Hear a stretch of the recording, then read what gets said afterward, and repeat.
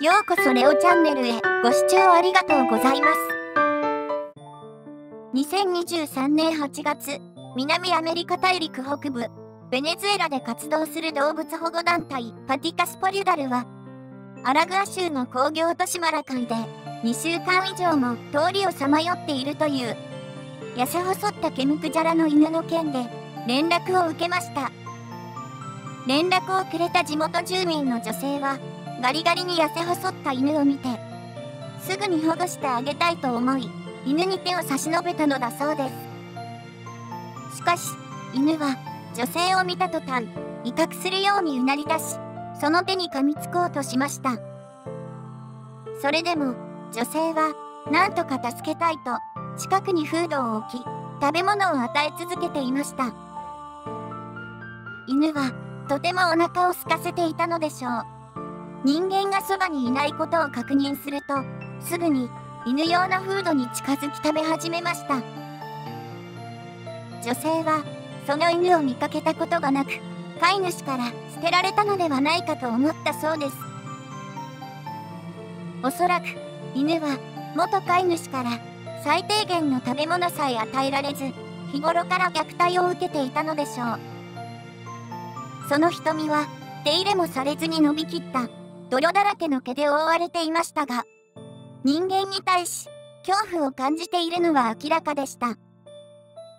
女性が数日間食べ物を与え続けても、犬は心を許さず近づくこともできません。その間も犬の体は痩せ細ったままで、その足はもう立っていることすら限界のようです。困り果てた女性は、地元で有名な保護団体パティカスポリュダルに救助の連絡をしたのでした。連絡を受け、しばらくして駆けつけた団体のスタッフたちは、女性の元を訪ねると、犬がいるという場所に案内してもらいました。うずくまっていた場所の周りをスタッフたちに囲まれ、逃げる場所を失った犬は、痩せ細り、力なくぐったりとした姿に、すぐに捕まえることができると思われました。しかし、その体に触れた途端、一体どこにそんな力が残っていたのだろうと思うほど、強い力で抵抗し、犬は捕まえようとした男性スタッフの腕に噛みつきました。しかし、スタッフはひるむことなく押さえつけ、無事に犬を保護することに成功しました。スタッフたちは犬を車に乗せると、連絡をくれた女性にお礼を告げ、日頃から活動を協力してくれている動物病院へと車を走らせました。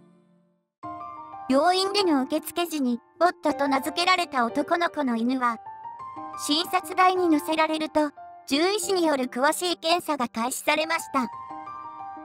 診察の最中も犬はうなり続けており、誤って医師を噛みつく恐れがあり、口を紐で結んでおく必要がありました。その後の調べで、犬がこれほど人間を恐れ、攻撃的になっている理由が判明しました。ボットは約1ヶ月ほど前にマラカイに捨てられた犬だったようです。はじめのうち、人間に食べ物を求めて近づいていたボットは、ある日、町にいた若い男性のグループから捕まえられ、振り回され、殴られたり、ゴミ置き場に投げつけられるというひどい虐待を受けたのだそうです。それ以来、ボットは人間を自分に危害を与える生き物だと認識し、逃げ回り、女性から発見されるまでゴミ捨て場にある残飯で今日まで命をつないできたのでした。人間から飼われていたボットは、助けてくれる人を探していたのかもしれません。しかし、1ヶ月間歩き続け、助けを求めた人間が彼に与えたものは恐怖とひどい虐待でした。そして、その後もボロボロになったボットの姿を見ても、そのほとんどは、ただ通り過ぎ、助けようとする人間は誰一人いませんでした。検査の結果、ボットは栄養失調と脱水症状のほか、マダニが媒介するアナプラズマ症と、エールリヒア症に感染していることが分かりました。そして皮膚には心筋症があり、円形状に脱毛が進み、全身に広がっていました。また、肝臓の数値も悪く、医師はおそらく十分な水を飲んでいなかったためだと言います。獣医師はエールリヒアとアナプラズマ症の治療薬を処方、また状態を見て、肝臓の治療を行う必要がある可能性を告げました。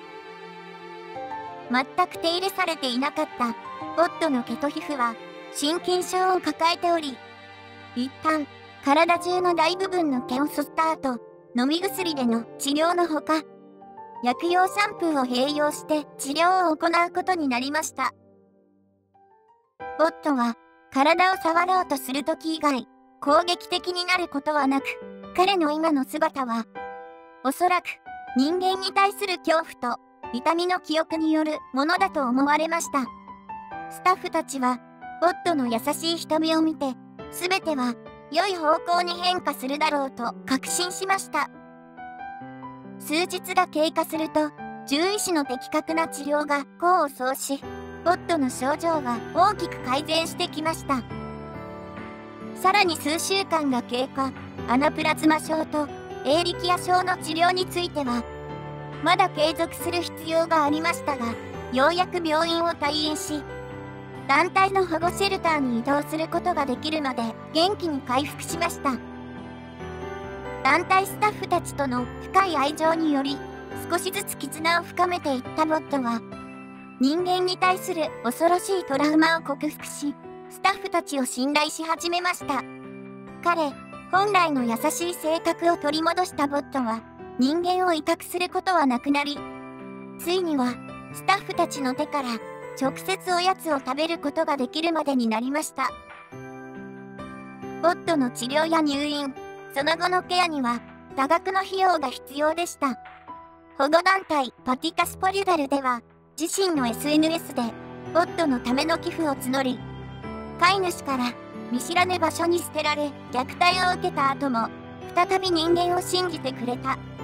彼のためにと多くの寄付が集まり、それは費用のほとんどを賄うことができるほどだったといいます。ボットは自身のフォロワーさんに向けて SNS でお礼の言葉を述べました。フォロワーの皆さん、こんにちは。ボットです。皆さんに会えてとても嬉しいです。僕をあなたが救ってくれたことを本当に感謝しています。僕は毎日治療を受けて回復していますので、これからも治療を手伝っていただければ嬉しいです。現在、ボットは全ての治療が終わり回復、去勢手術とワクチン接種を終え、しばらくして新しい飼い主さんの募集を開始する予定です。ボットは虐待と恐怖に苦しんだ過去を持ちながらも、保護団体とスタッフの愛情によって回復しました。ボットの勇気と忍耐は私たちに感動と希望を与えてくれます。彼の新しい飼い主さんが彼を愛し、大切にしてくれることを願っています。最後までご視聴いただきありがとうございました。チャンネル登録いただければとっても励みになります。よろしくお願いします。